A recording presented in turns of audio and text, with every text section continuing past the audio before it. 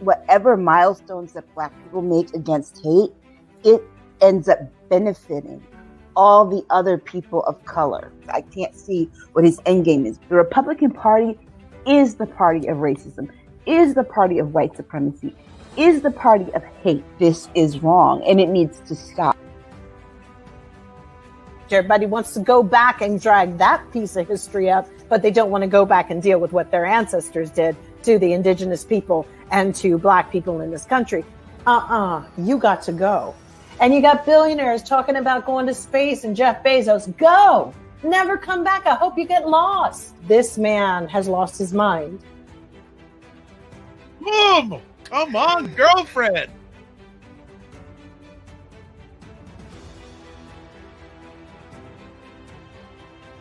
What is up, everybody? It's Dr. Vibe here, host and producer of the award-winning Dr. Vibe Show, the home of Epic Conversations, and I'm the host of Epic Conversations, 2020 Best Podcast News Award winner and 2018 Innovation Award winner given out by the Canadian, Ethnic Media Association. I also host the only online conversation for dads and fathers in the world that is sponsored by Dove Men Care. It's also co-sponsored by Dad Central, Canada's national fatherhood organization. And as a part of that collaboration, I'm part of a team that has reached out directly or indirectly to over 100,000 fathers this year as we're coming to the end of the year.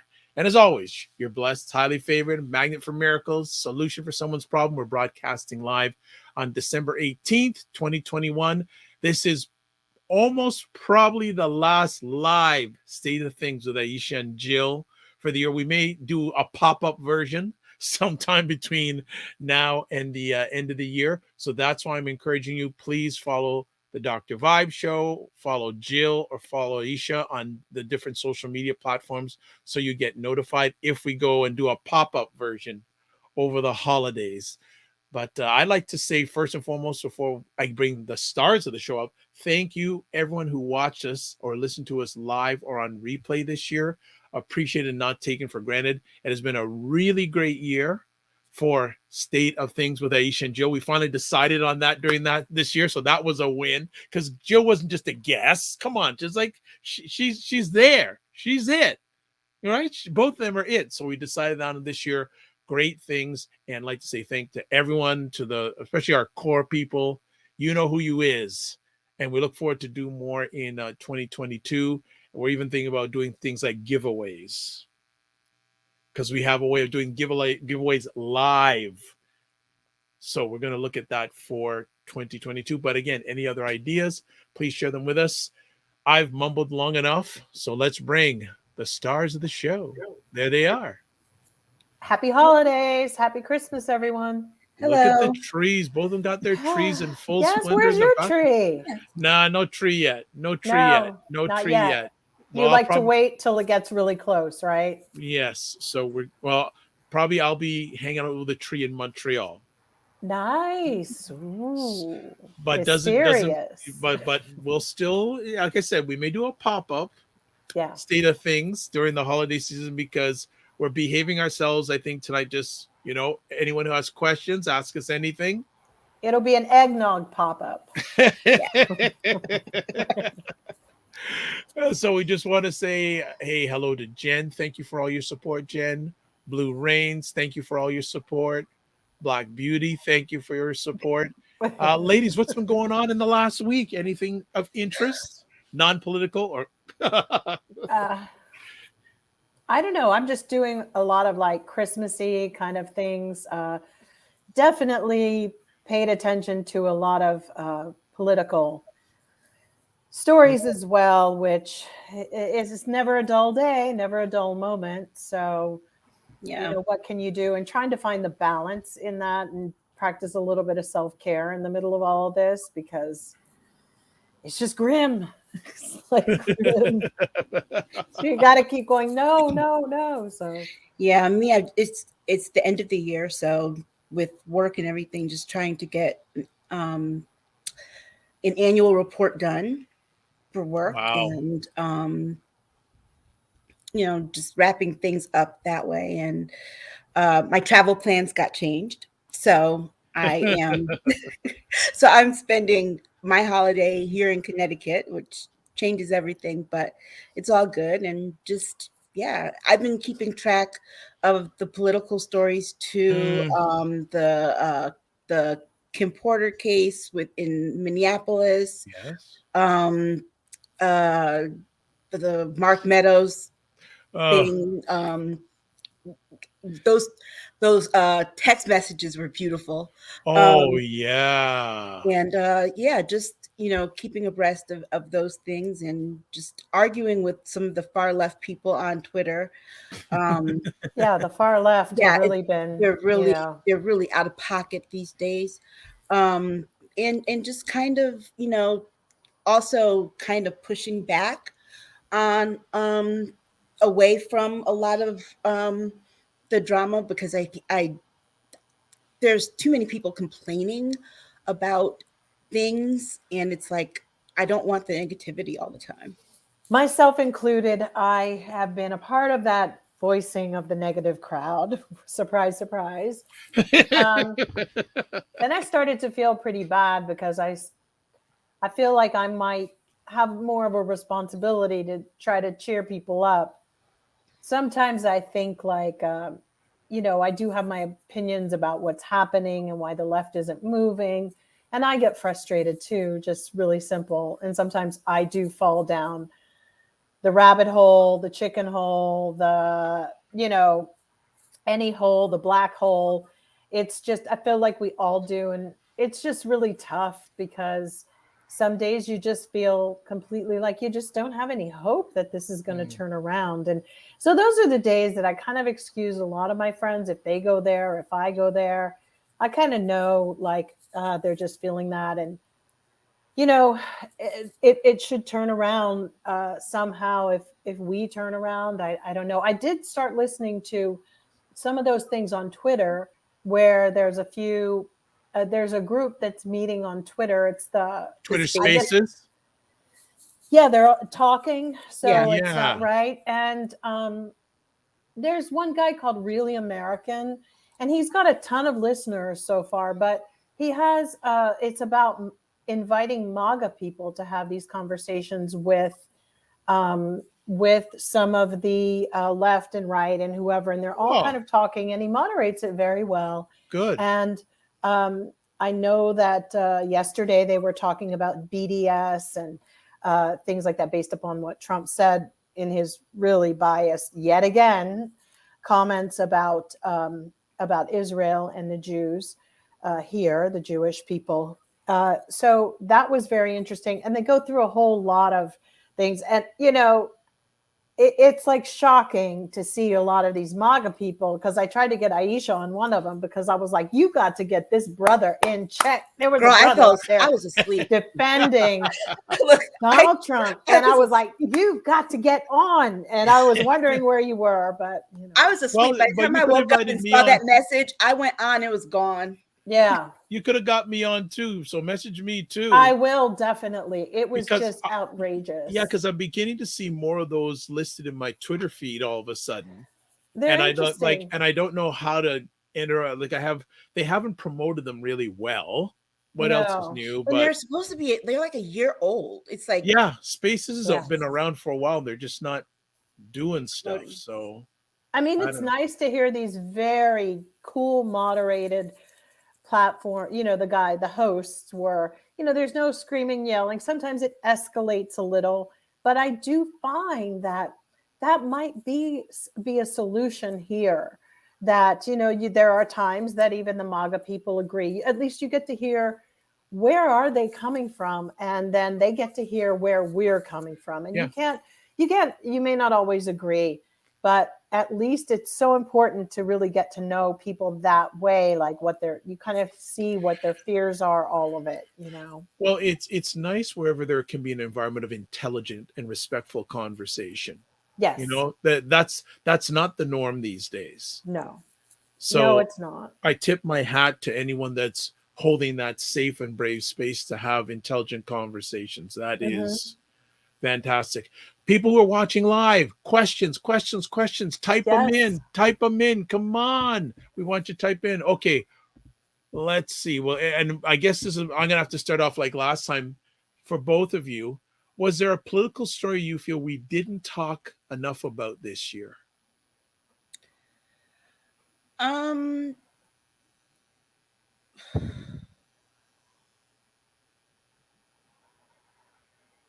don't know. I Okay. think that it's such a moving projector of Yeah. things, and we try to capture so many of them. I think that even when we would just interweave some of the topics into something that wasn't an actual featured topic, Yeah. that was maybe one of our best ways to touch it all, because as you see, it's all, they just throw. It's like being in a house with a poltergeist and Okay. things are just being thrown at you constantly. That's what the political sphere looks like to me. And you're always, and then sometimes I think with keeping up with the story, and the stories, I mean, is the audience Oh, looking for us something that we've so this not looked happened at? last time. Go ahead, Aisha. We got our I first think question coming in, though. I think the one thing that we probably didn't discuss as much as we probably could have is the role the media is playing in shaping our political discourse. Because, for example, the media all of a sudden right now is talking about how badly Biden's doing. The man's only been in office 11 months. And it's like, give him 4 years to do what he said he's going to do, because Right. that's the term of a presidency. They're talking about him having like a failed presidency. Well, a presidency is 4 years. Right. It's not 11 months. And you have to, considering that he didn't even get some of his appointments approved until March. I do think that people are doing that because, and I, if I were a political person, I would know that that's the strategy of the media, to try to put pressure on us to move faster, to do certain things. The problem with it, though, is that there are people out there listening, and it gets them all heated up. Sometimes when I tweet things like, "This is the nail in the coffin for the Democratic Party," it's in a really weird way, a little maybe manipulative on a certain level, because I'm trying to get voices that want to scream and yell and say, "Fix this." And, it's not the best way to be in this day and age, which is why I apologize for sometimes putting out some things and maybe spreading a little more fear than I need to. My biggest argument for me is with Garland, and knowing that I had the Mueller documents and I read the book, and I just don't understand why, he was handed something. Garland was handed things with legitimate moves he could have made to indict that man. Now, if they've decided to go for something bigger, I don't know, but I'm very, very concerned with Merrick Garland. I gave him the benefit of the doubt early on, but That's a legitimate concern. I think what I'm talking about are specific things that he said he was going to do that have to be done through policy. And but people not understanding that when he says he's going to do these things that are policy based, they have to originate in the House and the Senate. Right. He's when he says he's going to do something, basically he's saying, I'm going to sign the bills if they cross my and desk. I think we could have done Congress a little. has to do their job, and they really are gaslighting people when there's, for example, the whole student loan thing. If one more person lectures me about these damn student loans, which I still have mine going back from 92 to 96, okay? And so the law is the law. It will take an act of Congress to get rid of these, okay? Period. He can do executive order, but it only lasts for so long while he's in office. Yeah. The moment he leaves, whoever's behind him, it's gone like that, and it can be reversed. It can be automatically reversed. So for any people want band-aids, not permanent solutions. And I said that on Twitter earlier.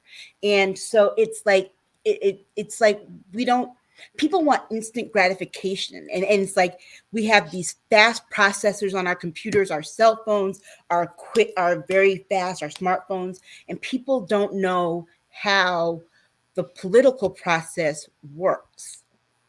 It was All right. designed to take We could have time. probably spent some time on really laying out what the processes are.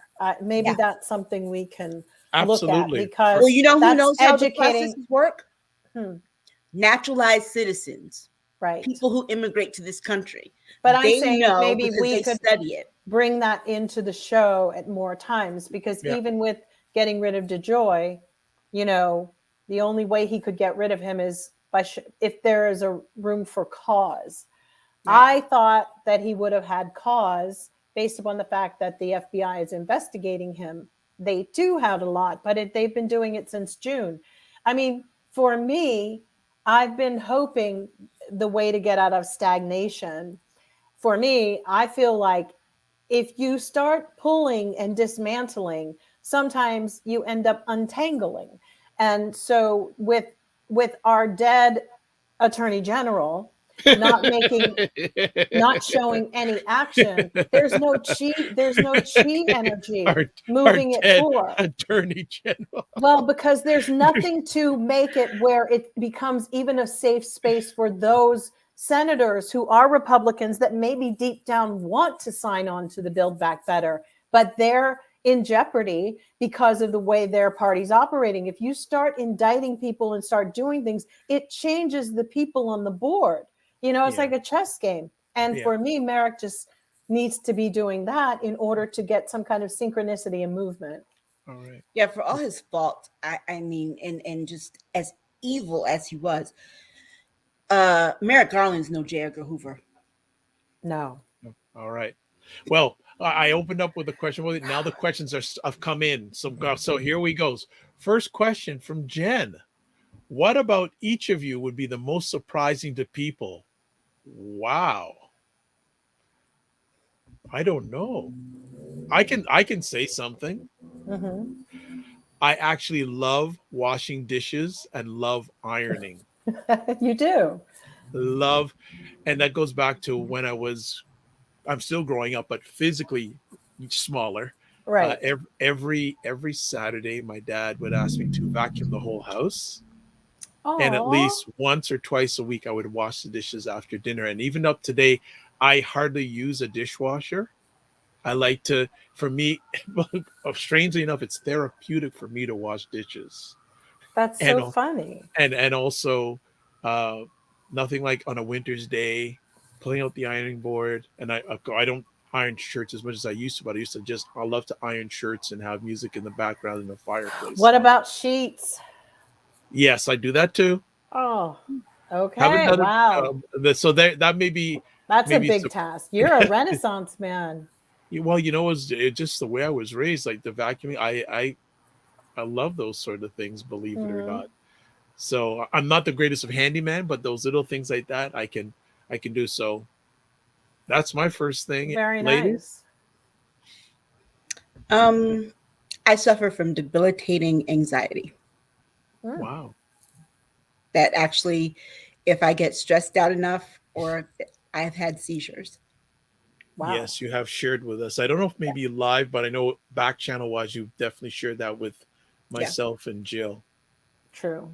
Yeah, my seizure disorder is psychosomatic. Wow. Jill Jones. Oh gosh, I don't know. That's a good question. For me, I think a lot of people don't. Maybe they wouldn't know. I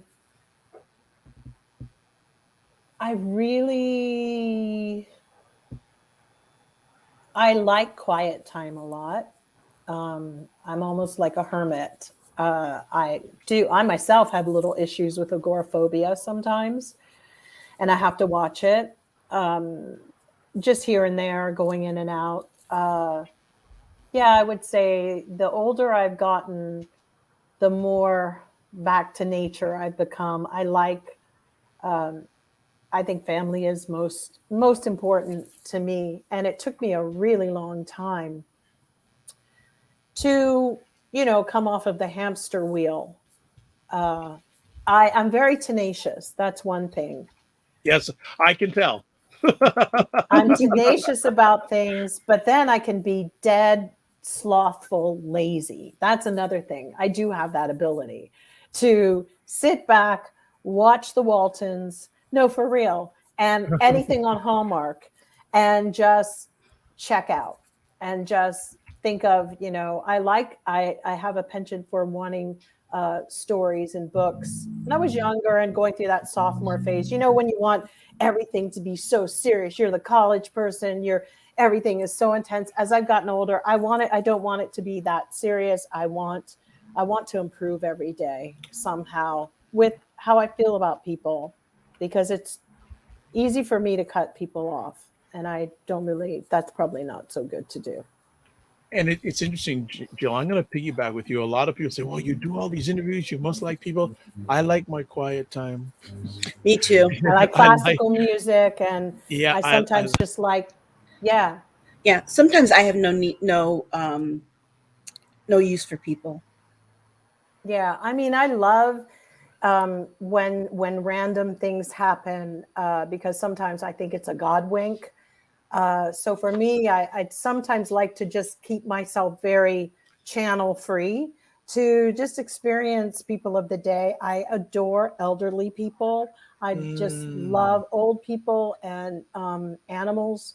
So I'm just, as I've gotten older, and it's so funny, I had a photographer friend of mine once who asked me why I was in the music business in the first place, because he said, you like horses, dogs, kids, animals, old people, all of this stuff.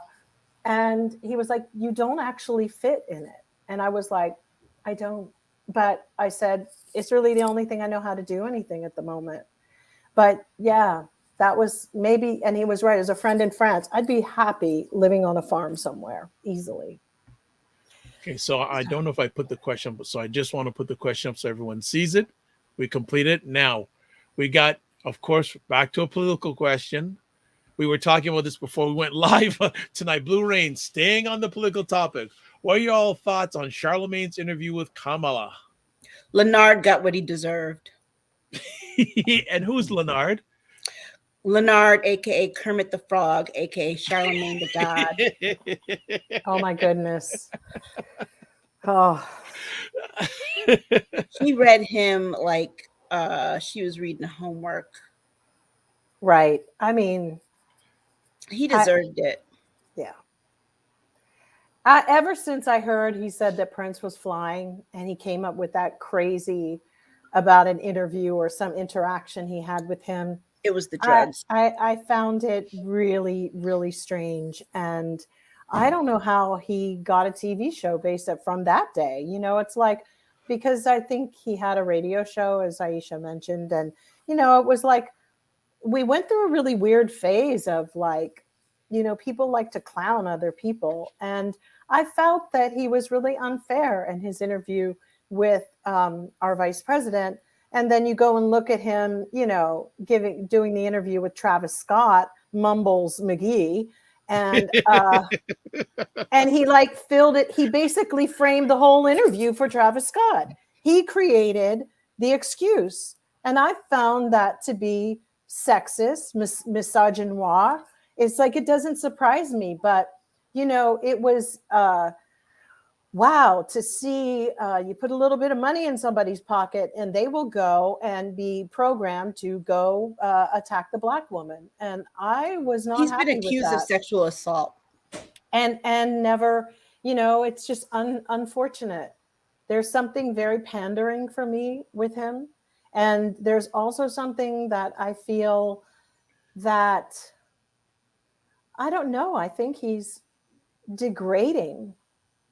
I think he's kind of, why aren't women doing these interviews in our community? Where are the Black women in these positions? I really wonder why she even went on there with him to legitimize who he is. But it's because they bully and drag us into these situations. But the patriarchy, especially in the Black community, needs to get a grip, because that was unacceptable. Because people follow our lead. And I don't care what you think about Kamala Harris. You just don't disrespect her as being our first African-American, Black, Indian. She's Indian and Caribbean descent. Yeah. You don't do that. That's wrong to me. And I just like put some respect on that name. That was unacceptable. Okay. Point What? blank. Period. Okay. That's Okay. it. And he is proud of that, and that just he is an idiot. He's been disrespecting Black women for a long time on his show, and and even before then. And he gets paid to do it. And there's always someone, you go on these interviews and then you have to gather yourself and then gather them together, because there's he deserved it. And you're absolutely right. This was not right of him. And I don't know, he all of a sudden thinks he's like doing 60 Minutes. I mean, is this where we're going to go with these people? Like, honestly, is the bar so freaking low that this is where we're going to go? Dermatologist. I mean, these are people that are representing our community, and this is what our community wants. It's like mind-blowing to me. Mind-blowing. I don't know. Okay. So when you look like that, you have no right to be pulling stunts. Okay. So there is some commentary here. Going back a little bit, Blue Rain says, so disappointed with Merrick Garland as AG. He's proven himself to be useless at this point. Black Beauty says this, though. Thank you, Blue Rain. I love Shalimar for putting it there to VP Harris. He was right on trying to get her to know what's up. That actually got to pass something that you need to complete that sentence. But Black Beauty says that Charlemagne did okay. But the thing of the matter, the point of the matter is this: the executive branch doesn't pass laws. Right. He doesn't even know. I've heard him before. That's the legislative branch's job. I mean, he needs to take a class of that's what I need for people, particularly our people, to understand. Every branch, there are 3 branches of government: the judicial branch, the legislative branch, and the executive branch. And there is a separation of powers. To pass laws, the power to pass laws rests with the legislative branch. Right. While Biden can have an agenda, he cannot do anything when it comes to the passage of a law except to sign a bill into law once the legislative branch has done all of its work. They need to bring out that cartoon, I'm Just a Bill from Capitol Hill, because honestly, the last generation, they don't know it. I mean, all Charlemagne and these people remind me of is the fact that what the hell were they teaching these kids in school? They don't know history, and they certainly don't know anything about our government. It's shocking, but they get TV shows and they get things like that. It's, and in a really weird way, I think it's a perverse joke of the network to do it. I think it's kind of like, I think it's a tactic to just dumb people further down. And put somebody who's really intelligent on there. And the things that a president can do by executive order, again, are Band-Aids. They're not permanent solutions and can automatically be undone by whoever is his successor. Okay. Chris says, Aisha, you're so right. He got what he deserved. Yeah. Black Beauty is saying, I actually saw his interview question as letting her know that the Dems need to at least pass something to stay on top. I didn't see any disrespect, just a challenge to her to represent. But here's the thing. It's not on her that the Dems aren't doing their job in the legislature. Exactly. You know who that's on? That's on the voters who put those people in office. Right. He didn't vote for Manchin in cinema. No, and there's a few other Dems that are screwy too. There's a few other ones that are on the fence. It's not just those two either. That's the responsibility of the voters. Right. It's the responsibility of the voters who showed up and voted for them, right, and the responsibility of those voters who didn't show up to vote at all. Right. Period. Okay. So let's move on because we got a number of questions now. So the queue is filled up. So non-political. Jen comes with another great question. Who in life has been your biggest role model and why? If you ladies need some time to think, I can go first if you want me to. You go first. It's my dad now. it wasn't until about 10, 15 years ago when he suffered a heart attack and survived a quadruple bypass. Mm. To be honest, because I can't stand the word transparent or vulnerable. I'm just, for me, I hear that word every third sentence these days. I like to say open. I like to keep things easy and simple. Right. To be open. Um, yeah, because my father and I, for a number of years, we did not have the greatest relationship. And about 10, 15 years ago, he suffered a heart attack. The morning of his operation, I actually wheeled him into his operating room on his gurney. Mm. And then to wait for 4.5 hours, wondering if I'd ever see him or get to speak with him again. And when the surgeon came into the room, my life froze, because whatever he would say in 5 seconds would change my life forever. And he said he's going to be okay. And I physically ran to the surgeon, got down on my knees and hugged his leg for about a minute, minute and a half. Wow. And then I said, "Can I speak with him?" And he goes, "Yeah, go ahead." So I go inside. There's my dad. And I go, "How you doing, Dad?" "Oh, I can feel my toes now." I go, "You joker. You've been going on like this forever and ever." Yeah. So ever since then, so this is a great example, something not good, turning it into something good and great. So him and I now are the closest of friends. He comes to me with any challenges. He says, he comes to me first. And just a little bit of my dad. He was born in Jamaica, went to an all boys school in Jamaica. When he graduated, he went to Howard University. Oh, wow. My sister's a Bison. Right. And when he was going to Howard University, one of his teachers was the late Toni Morrison. That's amazing. So all those things now, storytelling, and whenever I ask him how he's doing, he says, "As long as my kids are good, I'm good." Yeah. What more do you need for that? So It's true. he's my role model. And like, he spent 38 years teaching in the same public school, basically in the same room, 38 years. Wow. And he actually, and I brag about him. And like, there's some families where he taught 3 generations of the same family. So I'll leave it at that. I think for me, I would have to say that I'm kind of like with you a little bit on the sense of like, people have been role models at different points in my life. They've showed up. Yeah. And it's really hard to pinpoint what all of those people were. They were just there at different points that sort of were guides along the way. So that's really, for me, the people who showed up have been my role models. Aisha. I would actually have to say my daughter. Yeah. She has the kindest, most pure spirit of anyone I've ever known. Wow. And she's been that way from the time that she was born. She loves me faults and all, and has made me always want to be a better person. Wow. And so, I'll just tell this. We moved around a lot when she was very young, because I just could not. I was still struggling myself, trying to wrap my head around being a parent and a career person. Mm-hmm. And,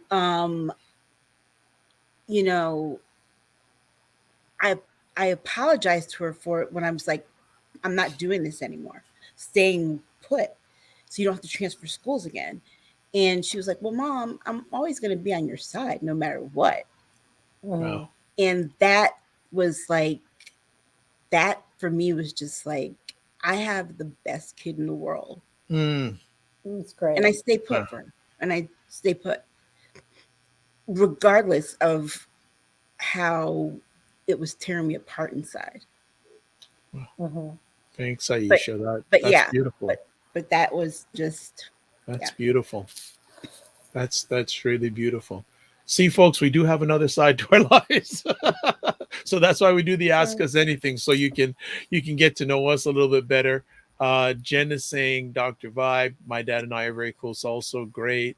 Black Beauty, thanks for sharing that, Dr. Vibe. Jen is saying, Aisha, that's wonderful. There we go. There we Yep. go. Let's go back to another question. That's okay. Ooh, okay, come on, scroll here. This one is specifically for Jill from, guess who's asking it, Jill? I don't know. I can't Oh, see come the on. comments at the No, moment. but I want you to guess. Django, No, Black Beauty. no. God, you're leaving Chris. someone out. There we go. Chris. So Chris is asking, Jill, in keeping with your culinary prowess, would you please bake and send me some bread? Sure. With no offense to Mr. M. I would Yeah, rather eschew the I Myers definitely would do cleaner that. infused I have to figure out variety. how to send it, but yeah, I'll do it. You know, with DeJoy, by the time you get it, it might be a fossil, but I'll do it through another one of the companies. Yeah, sure, why not? Oh, that's so Jill, what is your favorite thing to bake? Or some of your favorite things to bake? Still bread and any kind of bread in not just sourdough, but bagels and things like that. That's like the easiest for me. The other day, I had someone bought me a wonderful falafel that was tightly packed with veggies I love and falafel. veggies and chicken and spices, and the bread was wonderful. It's always like if you can get good bread, you can, it'll change a whole meal. And also falafels, good falafels. I haven't had a good falafel since I left New York. Yeah, there's a place here called Mamoon's, and they're so good. Yeah. All the falafel places tend to be Mahmoud or Mamoon. They all seems to be Mamounia. Yeah, no, it's not to be non-PC. Ours also has a truck. Oh, okay. Yeah, I find that in Los Angeles, they tend to overdo it a lot. I mean, or at this point in some of the areas that you would think have the best, because they don't care anymore. They're just like, they can get the best stuff because they're making it at home. So it's kind of tricky, very tricky. Although we have this thing here now that you can actually purchase from people's homes food. You can make orders from them. So if you need like rice or you want like a nice basmati, believe it or not, there are like these old ladies around, and you go on this site and they have ratings and everything. They've had the health department come to their houses and check and all this kind of stuff. Yeah, it's kind of a weird site, but people do it and say like, I had the best, whatever, Mediterranean food, blah, blah, blah. Yeah, I like I said, even I met up with my dad and a few of his friends the other day, and he was delayed. I go, Dad, what made you so delayed? He brought some hardo bread. So I don't know how I can best this. I don't, but it's basically doughy bread. Right. When you take it out of the oven, you can cut it and you can just put butter on it and just right. Oh. It's the best. Oh, it's so good. It's so good. I mean, there'll be a food question later. Don't worry. So let's work on more questions. And keep the questions coming, folks. I guess someone wants to know, Blue Rains, would you all consider yourselves introverts? Yeah, I am. Yeah, but when I'm performing, I'm not. But when I'm on my own, definitely. Yeah, like right here, I'm not. But at home, yeah. I mean, I had somebody once say to me that they wish they could like see what goes on in my head. And I'm like, no, you really don't. I mean, you really don't. It's so, I think more needs to be done for a lot of introverts, because it's really tricky to split yourself that way. And then on another hand, be ambitious and go for your dreams, because those two worlds, it's very, very difficult. And I wish there was a little bit more that would, we're living in such a culture at the moment where everybody is auditioning for something, and it's high energy and it's high maintenance. And I'm not generally attracted to people that advertise. That's the funny thing. Had I been, I would have never met Prince. That's what I really loved about him was his demeanor was so chill and so cool in real life. It was just interesting to me. I don't really have never gone for people who showboat and, so much damn mouth. I can't take it. But I feel like people like me, or if people like him or introverts don't have an outlet, it can be actually quite crippling, and they can suffer from depression because their needs aren't really being met. And I think the world is becoming narrower for introverts. I think it's becoming harder because everybody is so busy saying, and I'm this and I'm that, and call me this and I want this and I want that. And I don't think that, and you start to lose are they genuine about it, or are they just trying to get a TV or some YouTube followers? So for me, I find that we're not doing enough to put some shine on some of the unsung and the ones who are a little bit not as comfortable being vocal. And see, that's why I liked quarantine, because I am an introvert, but like I said earlier, I have very debilitating anxiety, and so people who are on all the time, really, it affects my anxiety. It drains me. It makes me very anxious. Yeah. Mm-hmm. I would say, as I go on this journey called life, I'm becoming more of an introvert. Mm-hmm. Like, people would say, Dr. Vibe can work a room, and then yes, I can when I need to. Right. Exactly. These days, I just rather, I love either myself or one-on-one or small conversations like this. When it gets too much, I just so coming from a guy who's hosted over 300,000 online conversations, I know, but I like my quiet time. I love my quiet time these days, working away and listening to soulful house music in the background. Yes, And, you do. and Blue Rains is saying, yes, Aisha, I actually love being home during the pandemic. So do I, really. Yeah. And truly, I like to go out. It's crazy out there. It's really crazy out there. So Yeah, I just rather. It's so good if we can have, associate more with nature. The one thing that's kind of scary is that so many people are living in areas where they don't even have access to a nice park or to enjoy these things here. And that's another critical thing for mental health. So Jill, and two things you said that are really good. First of all, I'll take the mental health. I was actually in a conversation with someone yesterday who does that work on people's mental health, but she doesn't call it mental health. She calls it brain health. Okay. I like that. I like that better. That's true. Brain health. And I fully agree with you. One of the things that really bothers me, and I live in a metropolitan city, Toronto, is that everywhere I turn, there's a condominium. Like, there are places that used to be full, like nice, green and lush. And it's basically in Toronto, if there's a piece of land that's a square piece of land, condos going up on it. Right. Like car dealerships being torn down for condominiums. Yeah. It's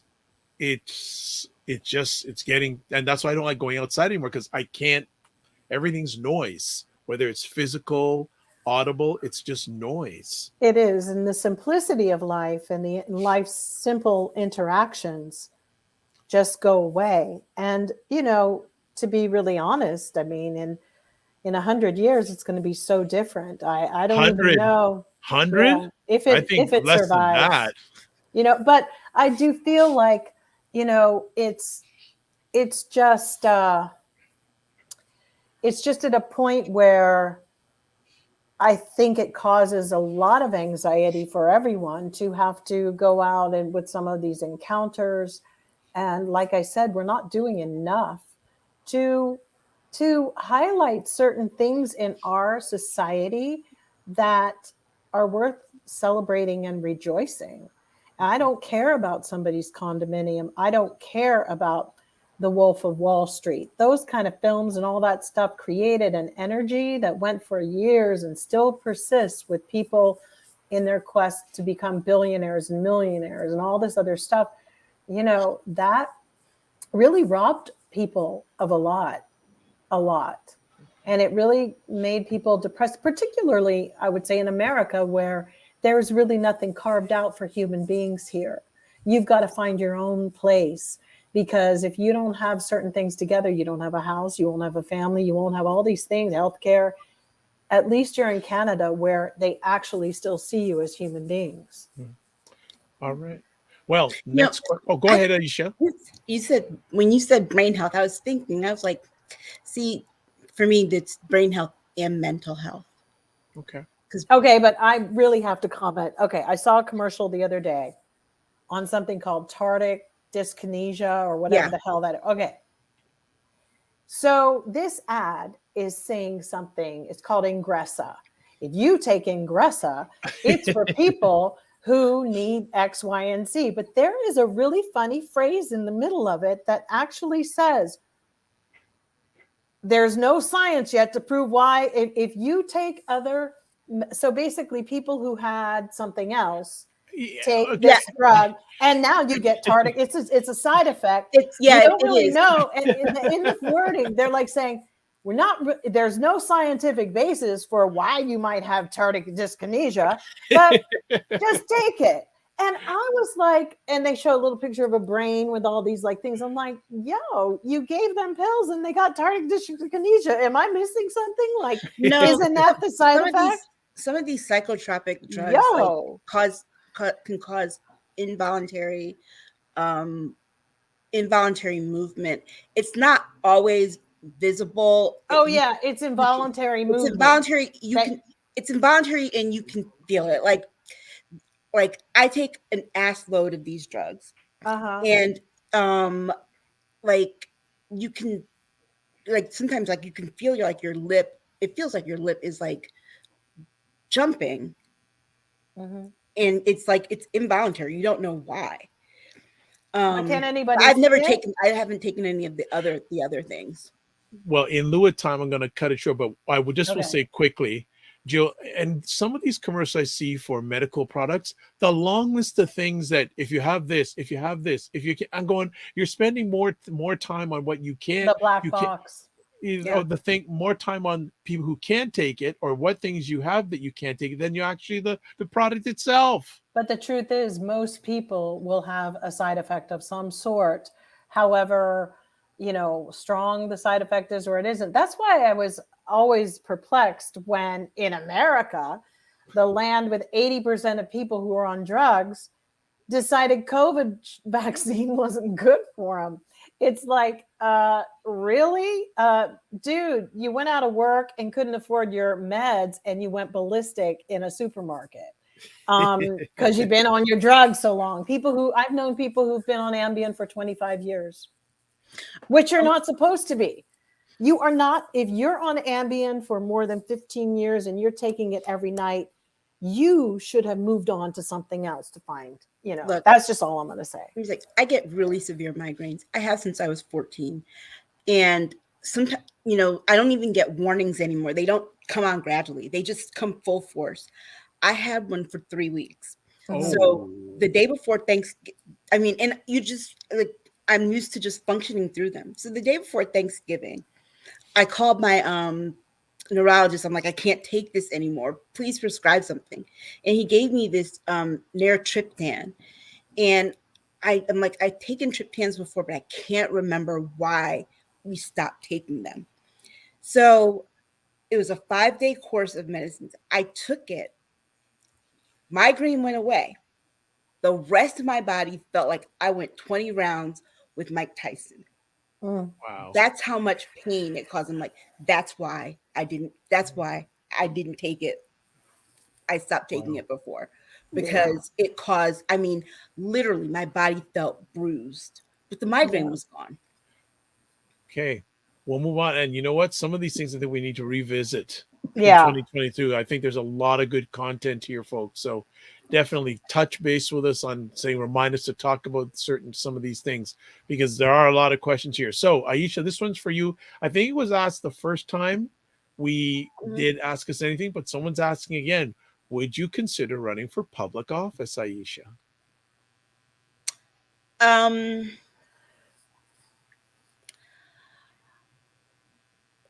I would, Chris, I live in Hamden. So maybe for state senate, that would mean I think Martin Looney would have to retire. And right now he's like Speaker of the House. And Rosa DeLauro would have to retire for Congress. Okay. So that would answer your question. Jill, would you ever run for public? No. Look at your face. I thought about it, but no. No. For me, I seen what people go through in front of the camera, and I know what people go on who have been involved behind the camera. No. And I honestly think these days you can be more powerful if you really do it right outside of politics rather than inside of politics.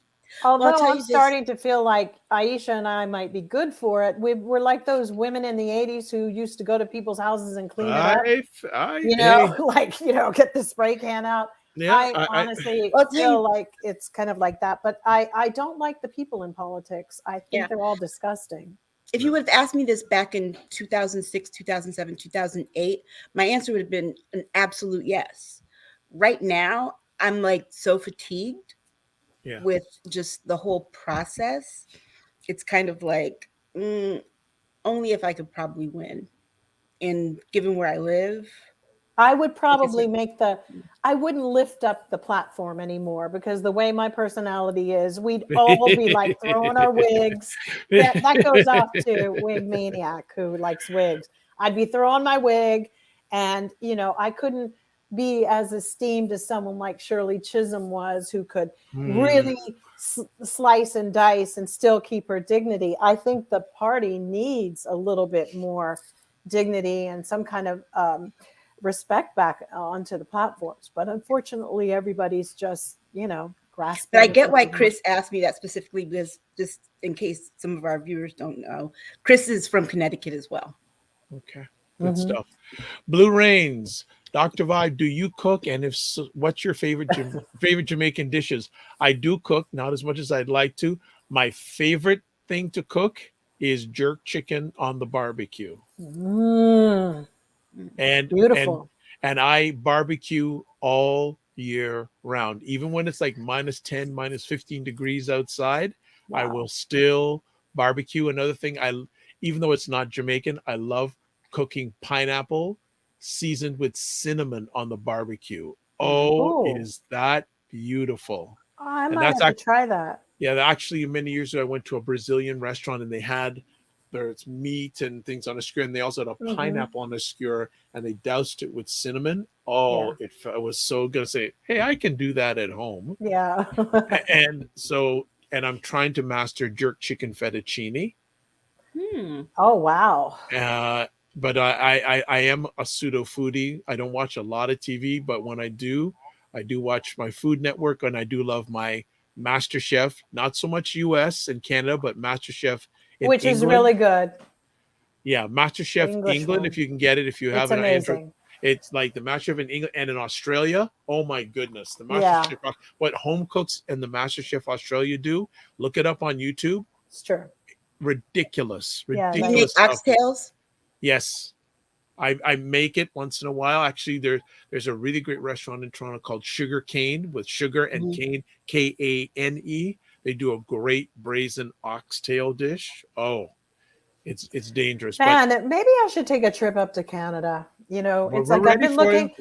I was looking around, like in America, like where do I want to go? Do I want to go up to Santa Barbara? Would I like to go up to Seattle? Nowhere. I've been like looking, and they've closed all the parks, like to go and see the sequoias and all that kind of stuff. So it's kind of like, I would like to, get out of here. We'd love to have you up here in the summertime and enjoy all the different. I love the snow.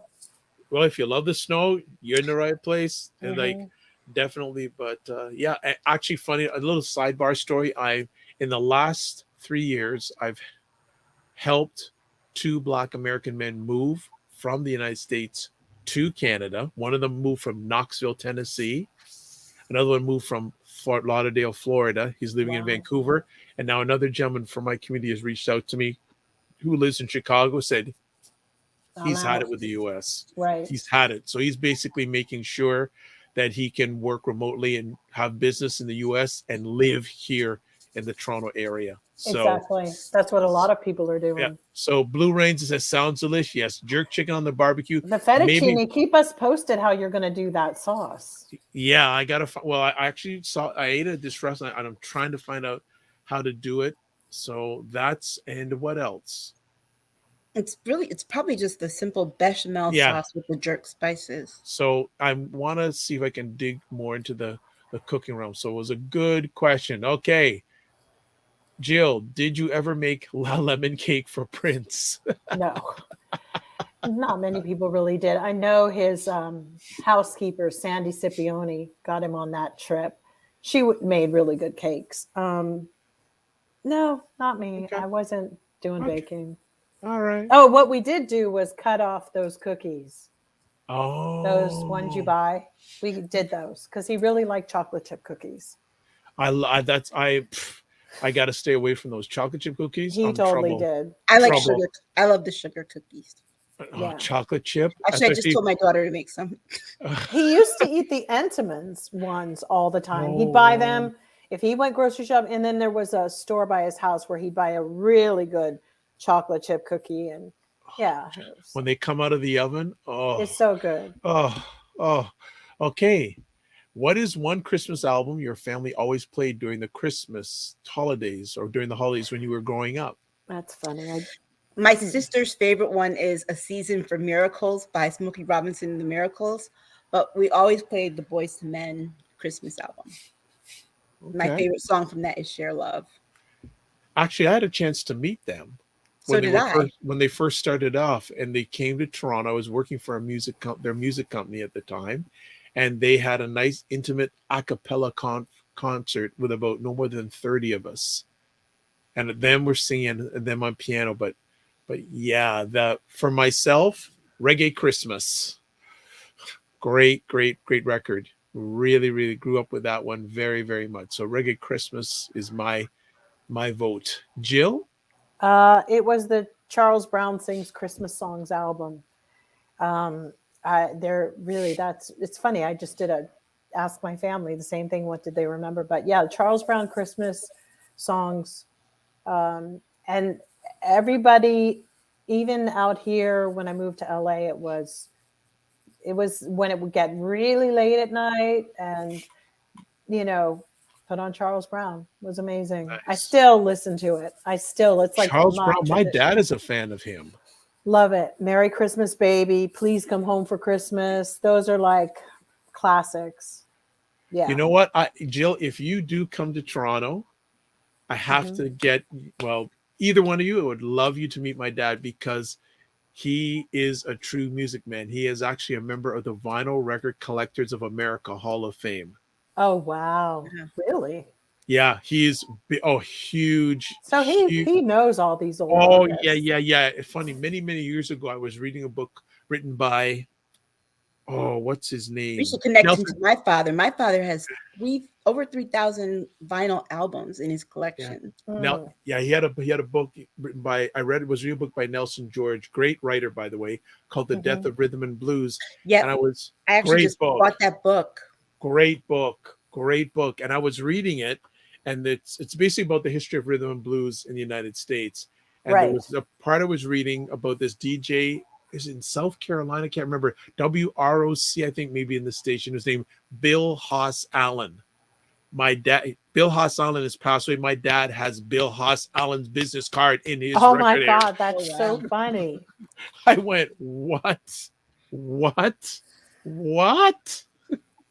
Bill Haas Allen was very good at playing, he's good for playing the shag music. Yes, absolutely. Like my dad is the type of person, if he hears a song, and he loves it, anyone who's done a version of it, he makes sure he has a copy of it.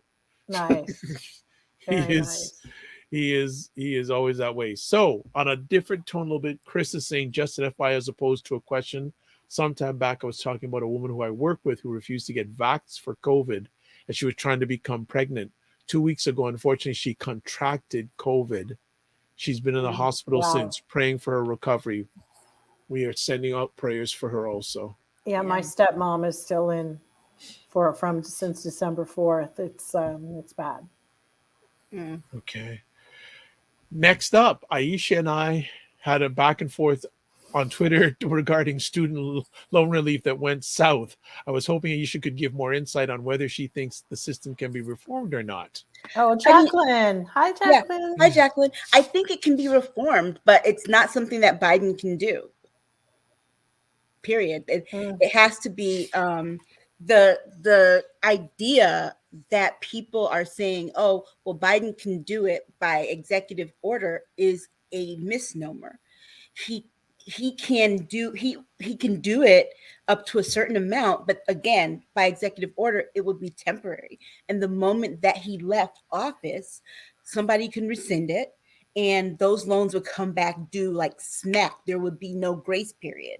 The moment that somebody removed that order, people would be left with these heavy balloon payments, which would be even more detrimental.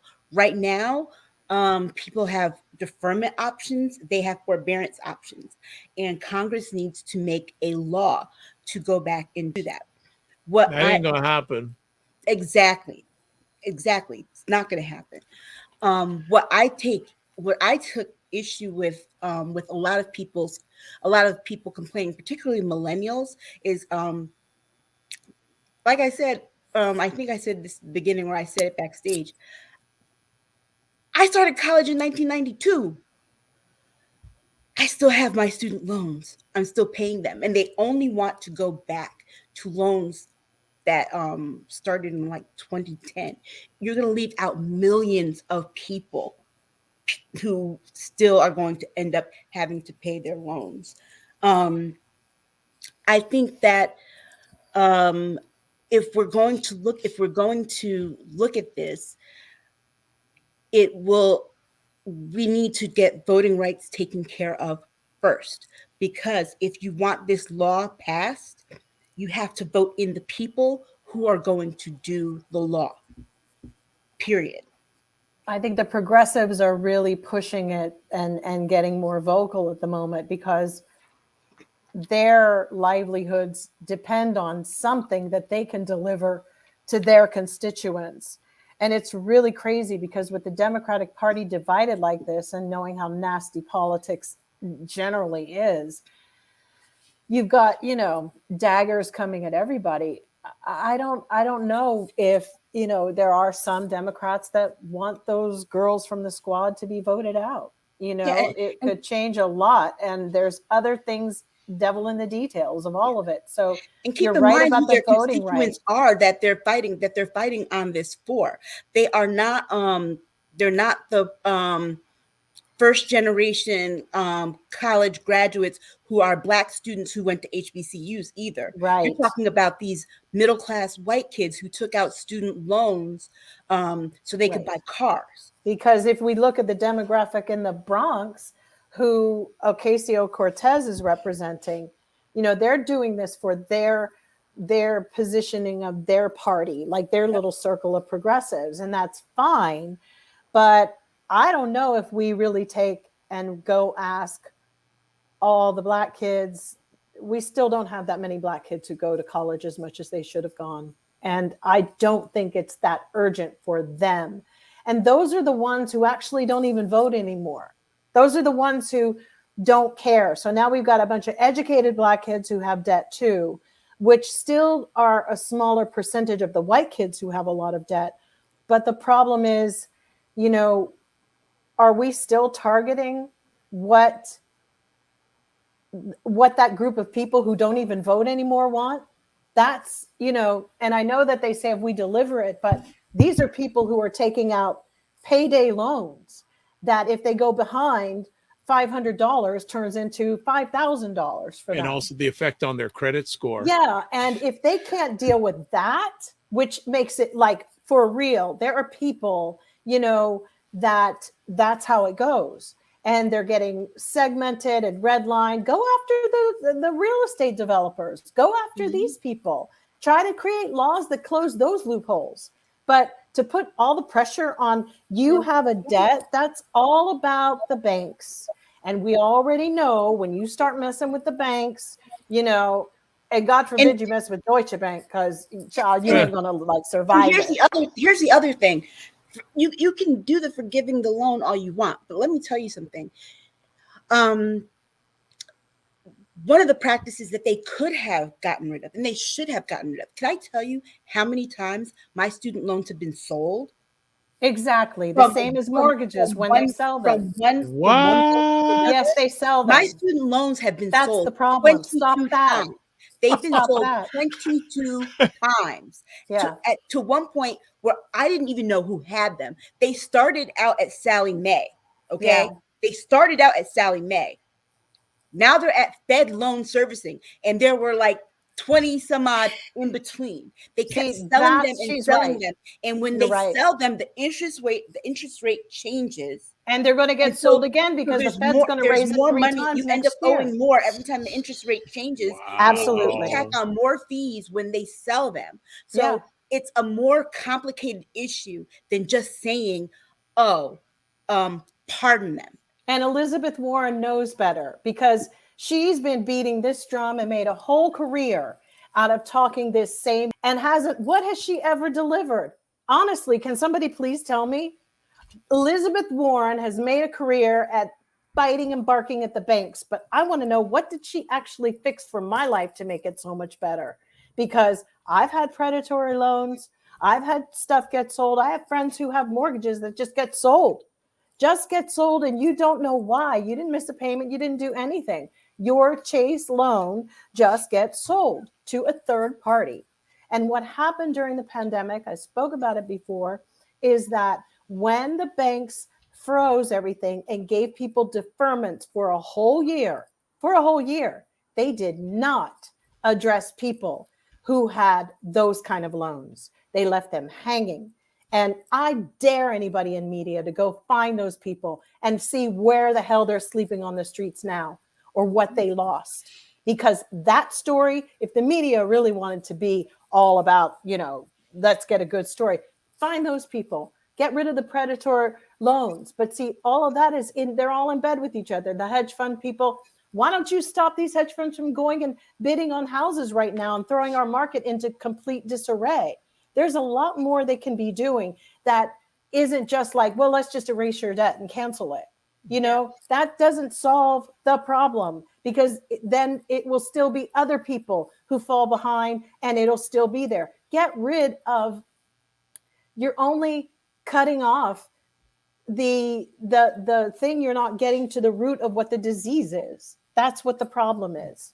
And it's not going to solve anything. Here's the other part of if they were to just forgive everybody's loans, it's going to make it difficult for people. They wouldn't be able to make loans in the future available for students on a need base.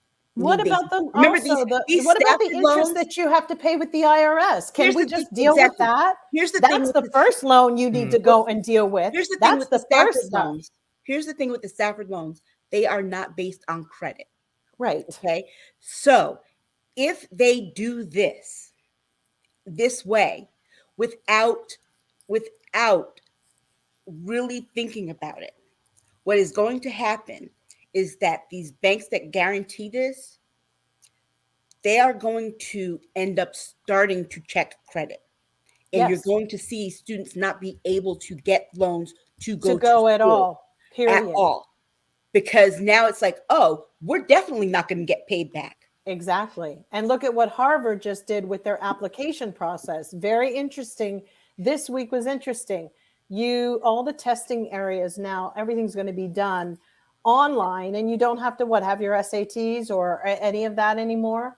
I mean, which basically Harvard just made a move that if you have enough money and nepotism, it sounded great. Oh, no testing sites, but read the fine line there. It's basically canceling out people who do not have the money to go to college to afford Harvard. They aren't even going to bother.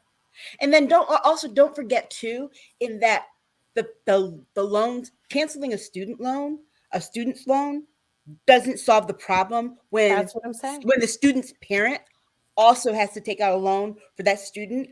I know this because not only do I have my own student loans, I took out a loan for my daughter to make the little balance that she had so she didn't have to take out a loan. Right. So they can forgive her all she wants. She doesn't have one. I have it. Wow. So it would not apply to me. So it's not fixing the problem. You have to be really well versed in how student loans work. And let me tell you, my sisters and I have spent like years studying all this, like becoming intimately knowledgeable about how they work, how all of these things like take place, and to the point where I've spent hours upon hours on phones trying to understand, reading all the fine print and knowing what the laws are behind it. It's not as simple as a brushstroke of a pen like they're making it seem. Okay. All right. Well, obviously, we're going to have to go deeper into the student loans. Thank you, Aisha, for those, both of you, for those perspectives, because education, that's not only what it's cost and what it's costing is a big And let me just say this. The first people that they will start not giving loans to are Black students. That's no surprise. Right. It's like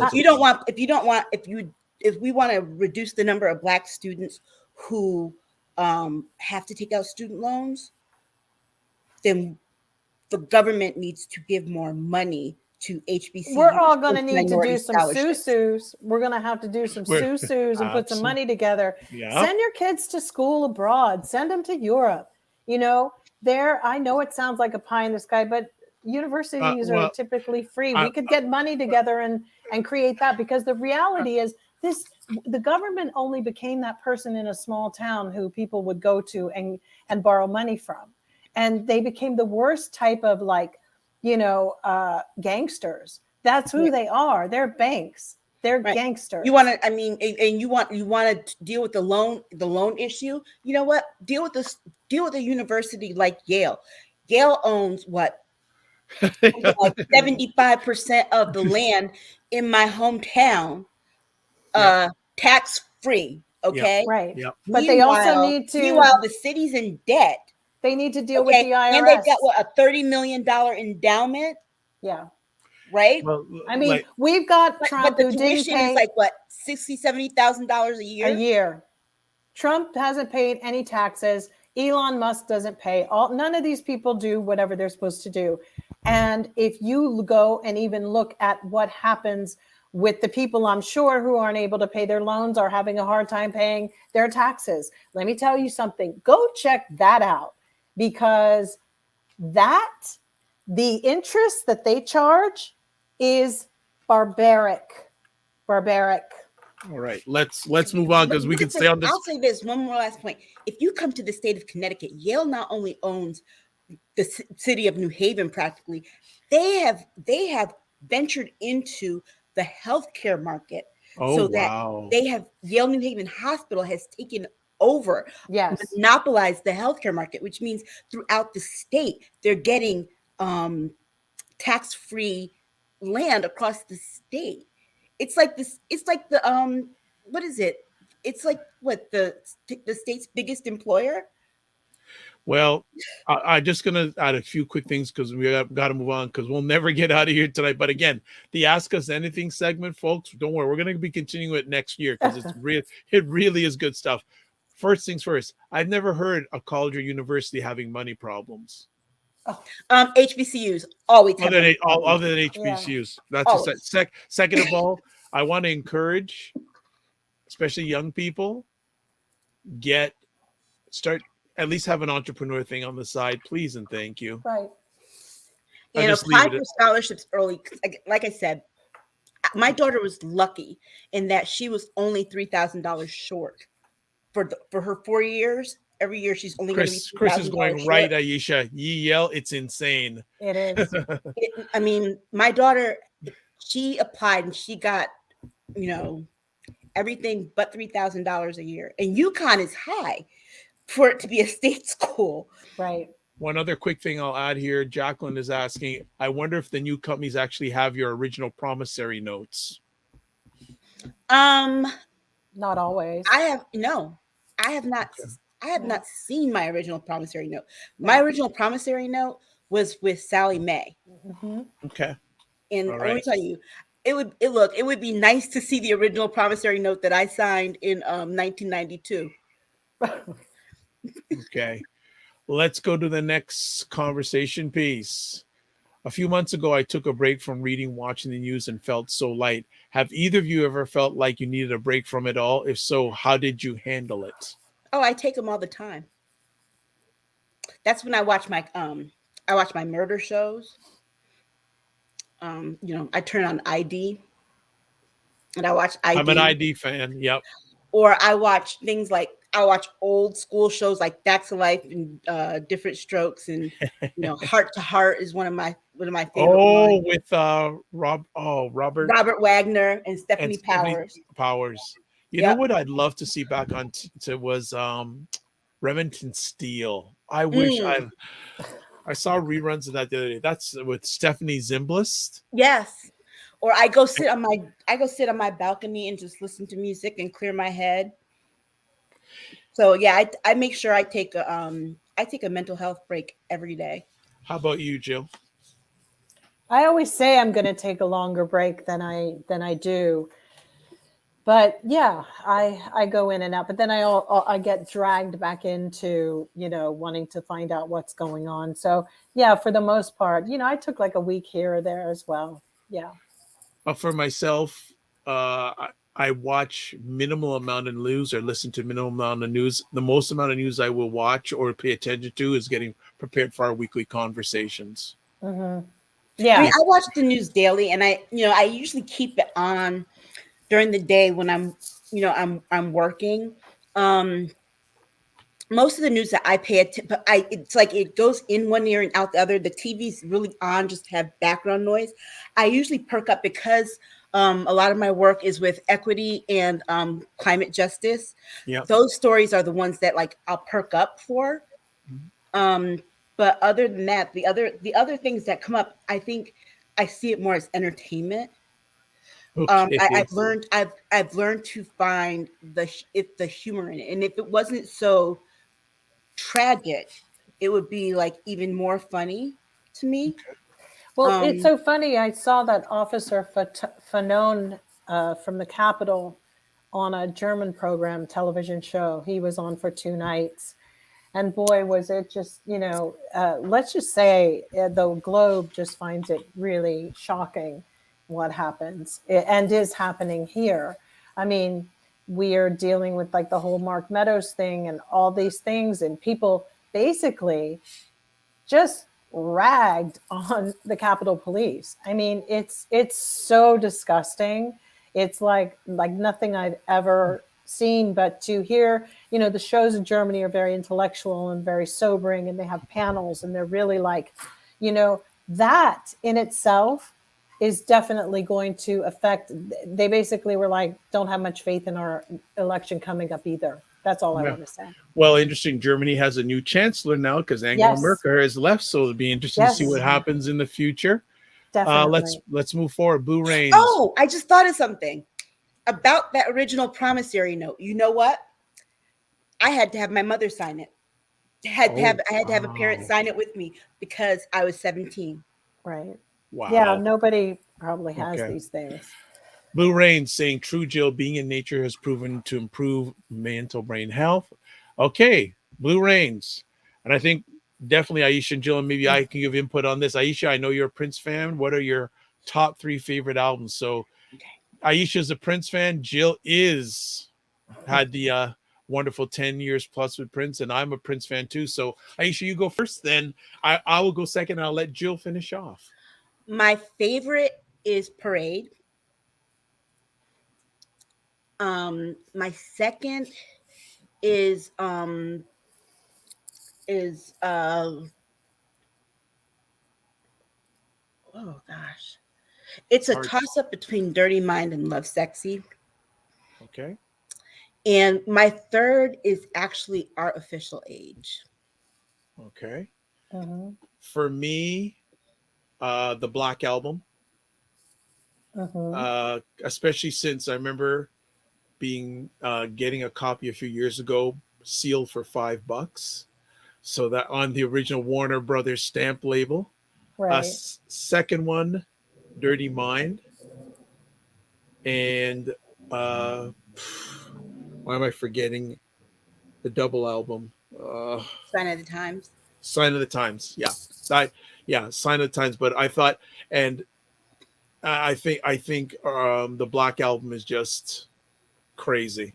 Just Right. like it just crazy. But those are my, and we'll leave the best for last, Jill.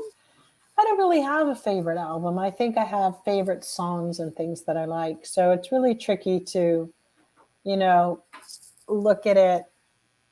I have very different reasons why I would Sure. think something is a good album. But yeah, no, I think I'm more in the song categories of certain songs stand out more.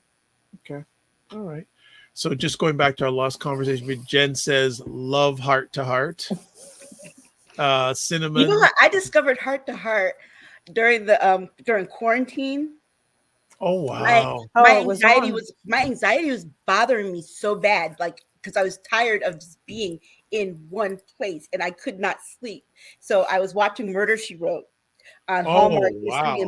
Mystery and Movies, and I love Murder She Wrote. You could probably find Remington And Steele on Amazon Prime. yeah, you Okay. can. And Okay. Heart to Heart came on at like 3 o'clock in the morning after Murder She Wrote, and I just happened to stay up and watch it because I couldn't go to sleep. I was just like, just this nervous energy, and I loved it, and so I've been hooked. All right. There we go. Cinnamon Canella. Yes, love Remington Steele. Cinnamon Mm-hmm. also says, does anyone remember Steel and Sapphire TV program? Mm-mm. Mm-mm. No. Interesting. No. Okay. Okay. Let's go back. Answer to a previous older migraines are the worst. Trying to work with one of them is almost impossible. Aisha. Chris says also, got it, Aisha. But hey, Rosa, she's getting tired. Keep your eye on it. I think you would be great. Politics. True. Jill. Tamara says, which do you prefer? Writing a song, recording a song in the studio, performing it in an intimate setting, or performing in front of thousands? Ah. Performing in front of thousands. Oh, okay. Why so? There's I don't know. I think because people tend to be a little bit further away, and it's easier to emote. And I don't know. I think you can feel quite intimate with them being far away. It's so strange because your gestures are typically bigger, and your I don't know. I think there is a great deal of intimacy sometimes when it is in the middle of thousands, because you're talking about all this energy is like focused on the stage. And smaller places are great and that's sweet and it's all of that. But I don't know what it is. I don't know what it is. There's nothing like the feeling of performing in front of thousands. I'm glad I got to do it a few times in my life, but it's pretty quite an exciting feeling. I mean, it's after all what you strive for, right? Right. In this Okay. game. Cool. Another question for Jill from Blue Rains. When are you going to bless us with more music? Do you think the estate will re-release your album?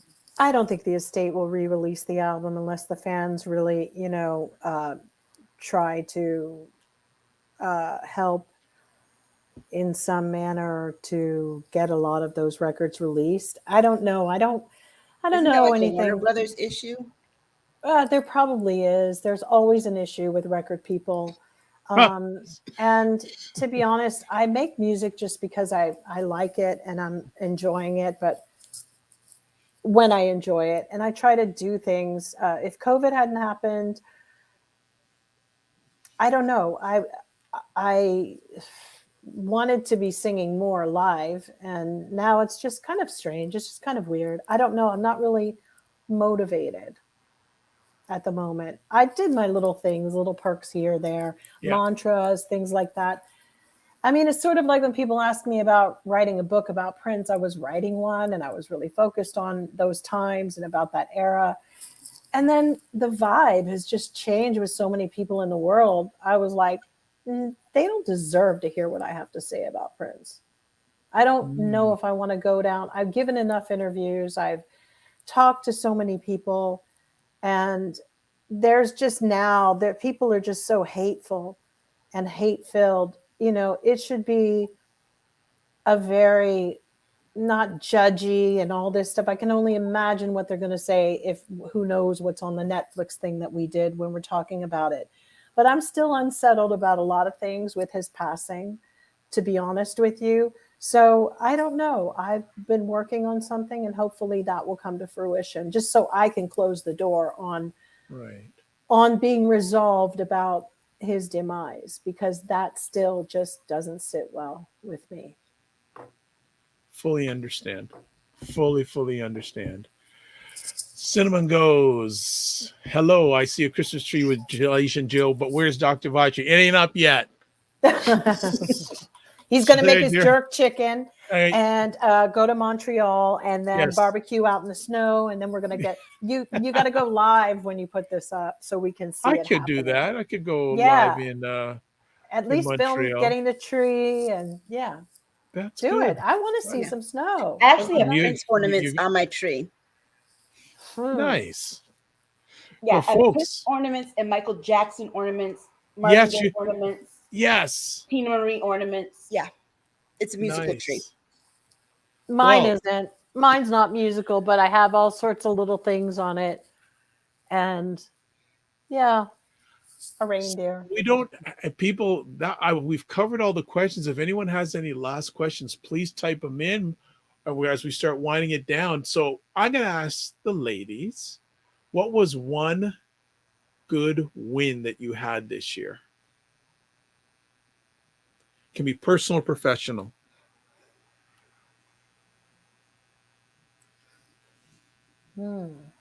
Big or small? I think I have a win on something, but I can't speak about it until a few more months. But I think I have a win on something that, been working really hard to see the light.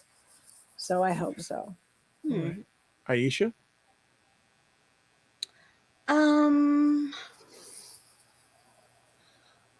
Probably getting used to this empty nest thing and like embracing it and really enjoying it. Okay.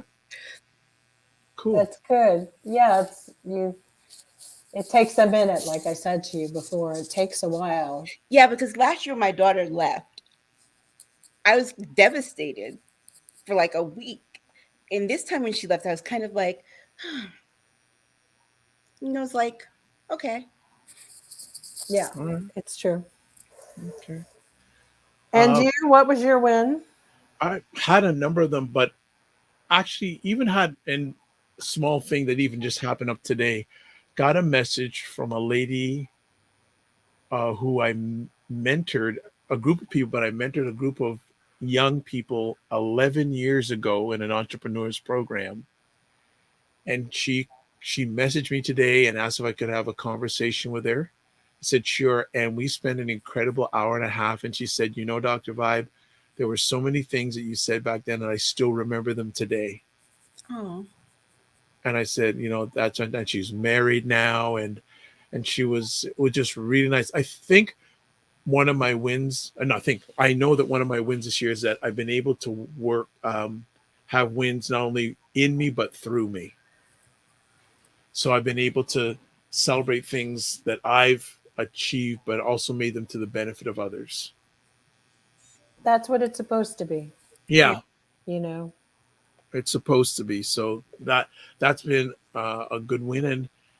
And also this being my most consistently watched online conversation. Really? Oh yeah, it's the most popular. It is the most popular conversation I do. And I'm a part. Well, no, I'm a part of. Let me correct that. I'm a part of. I don't do it alone. You I don't are do it- part of this, of Yes. course. So We couldn't so do it that- without you. So I think that that it, and then for a long period of time, folks have wondered, when are we gonna do it? Tried different nights, tried this and that, and we found our Saturday night home.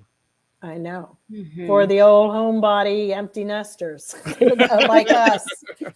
No, I So- think that, you know, it's been a very interesting just to get acquainted with the people in our audience. I've been Yes, very, yes. that's a great win, I would say, Yes. because that you guys are really good people, and you just know the ones who come back and participate and are just like there, and you get used to, we're very used to you guys.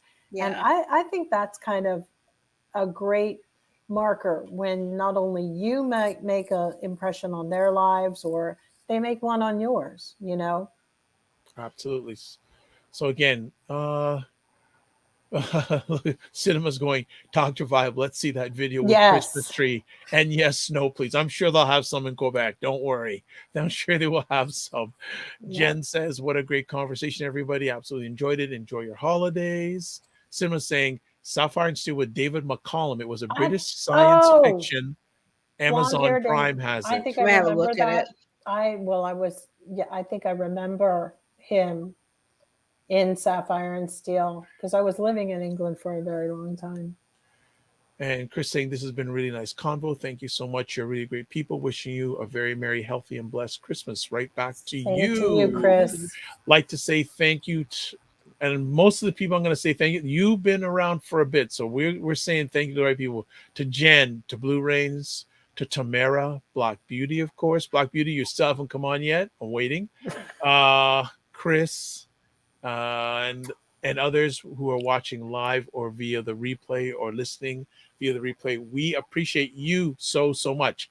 Before we let the ladies give their contact information, I'm going to ask a Christmas gift for anyone who's watching this live or on replay.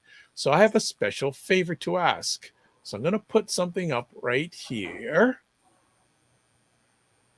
All right. Now there should be, okay, give me a second here. Tab. Bear with me, folks. There we go. Yes. All right. So up on your screen, I have been blessed to be nominated in the Best Podcaster category by an online magazine called BuyBlacks.com. And BuyBlacks.com is Canada's number one Canada's number one online magazine. So I'm asking everybody, I'm sorry it's on over Jill's face for a moment, but there are instructions here on how you can vote for me. Okay. So the link is there, BuyBlacks/vote/165-podcaster-2021. When you go there, if you click on the Dr. Vibe and then right underneath you click vote, I would appreciate it and not take it for granted. And if you want to vote for me many times, you can vote once every 24 hours. Oh, wow. Cool. So you can vote over and over again. So if you are up to it and it's something you'd like to do, we would love you to do that, because part of what the Dr. Vibe show does is this show. So I would love to get an award and share it all with all of you, all of y'all. So Blue Rains. I have one thing to say that we might have forgotten that Wanda Young from the Marvelettes passed away yesterday. Oh, she was 78 years old. Also this week, Bell Hooks. Bell Hooks as well. Yes. Bell Hooks passed away. So prayers for those stellar. One Young is my favorite. Bell Hooks was a big influence on me personally. And also another person who passed away, I think it was this week. Kango Cool. And also Greg Tate. Yeah, Greg Tate, great writer, well. wrote a book I read many years ago called Fly Boy in the Buttermilk. Yeah. Yes, amazing. So Blue Rains, happy holidays to you. And from Kango the Roots. Kid from the Roots. Guy from the Roots. And Kango Kid from UTFO. I don't know who that is. Who is that? Well, UTFO, they did the Roxanne Wars. Yes. Oh, right. Okay. All right. Now it's making So, sense. Cinema Canela, But it Merry was Christmas, Hub Black from the Beauty. Roots, the bass Yeah. player passed away. All right. Exactly. So folks, well, you know what? I'm gonna have the ladies give their contact information and any final words they'd like to say, because as I said, probably it may be the last time you catch us live for this year, but you never Yeah. know. As I said, we may do pop-up stuff. So what we're gonna do first is go to Jill Jones for contact information and any last words. You can reach me at Jill G. Jones on Twitter or on Jill Jones Music on Instagram. And Merry Christmas to all of you guys. And I hope you have a, blessed and safe, and stay safe and Zoom a lot. You don't have to go everywhere, burning and ripping and running up the streets. You don't have to do all that. Just gosh. stay Okay. safe and happy Beautiful. holidays. Next up, Aisha. Yep, Aisha Staggers at Twitter, and just have a happy and safe holiday and enjoy your friends and family. Wonderful. And then myself. Best way to get in contact with me, two best ways. Website, the drvibeshow.com, or Twitter at drvibeshow. I'd like to say thank you to everybody who checked us out, even for 2 seconds this year. This has been an incredible journey, and it's only going to get better and better and better. And as I said, we found a permanent home during the Saturday night 9 p.m. air time slot Eastern. So we appreciate it and don't take it for granted. So as I like to close most of the time, I will close with this. Live your life as a dream. If you can dream it, you can make it. Sometimes you have to get small to get stronger. Block assumptions and aim bigger, aim better, aim higher, aim wider. Love, faith, and respect. And remember to give yourselves grace. And again, whether it's Christmas, whatever you celebrate at this time of the year, be safe. And I always like to say, remember to give yourself grace. Giving grace, especially during these times, is so, so important. That's it, folks. God bless. Peace well. Keep the faith. Walk good. And if we don't do something live over the holiday season, we will see you back on. Well, I don't know. Maybe we'll do a New Year's Day show, because that's the first day of the new year, because both Christmas and New Year's fall on a Saturday, but it'll be up to the ladies if we do that. Other than that, we'll see you soon. Keep safe. Give yourself grace.